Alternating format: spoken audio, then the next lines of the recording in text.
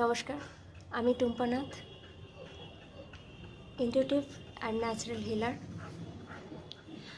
আমার এই পরিচয়টা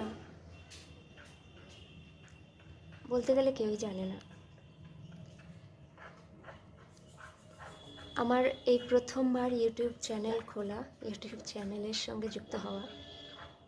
বহুদিন ধরে আমি চেয়েছিলাম ফেসবুক, ইনস্টার মতো ইউটিউবেও আসতে, কিন্তু তখন হয়তো কোনোভাবে হয়ে ওঠেনি। আজ